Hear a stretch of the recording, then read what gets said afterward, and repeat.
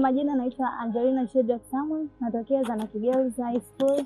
Kwa kweli ni mara yangu ya kwanza kushiriki zoezi hili la ukusanyaji taka, yaani kusafisha maeneo ya ufukweni za fukwe za bahari.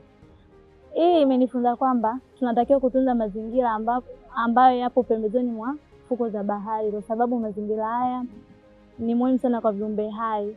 Pia tunapokota takataka hapa, tunatoa vitu vingi ambavyo havihitajiki katika maeneo haya. Mfano, leo tumekuja hapa tumokota vitu kama sindano na takataka zisizooza kama nylon, machupa yenye glasses, ambazo zote hizi haziozi na ambazo ni hatarishi kwa viumbe ambao wanaishi baharini kama samaki na mimea.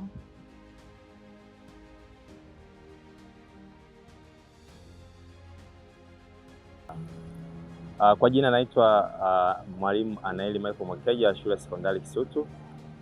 Tuko hapa kama walimu pamoja na jamii pamoja na wanafunzi kwa ajili ya kufanya usafi katika beach. Tunaita beach cleaning. Hii project ni njema kwa ajili ya maendeleo ya taifa letu, kwa sababu vijana wangali ni watoto au vijana wadogo wanaelimishwa jinsi ya kutunza mazingira ambayo ni mazingira ya fukwe za bahari.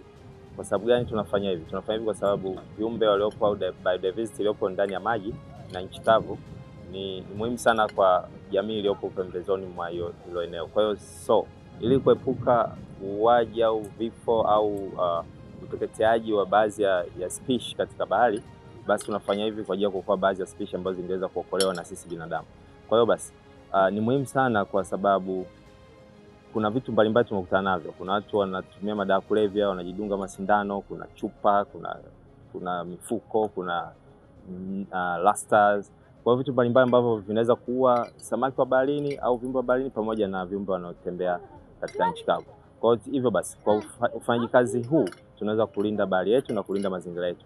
Lakini pia jamii inayokuja itakuwa imejifunza kwa kisaikolojia, physically, mentally, itakuwa imejifunza na kujua kwamba tunapoona vijana wanafanya vijana sisi watu wazima, basi na sisi tutunze haya mazingira. Asante.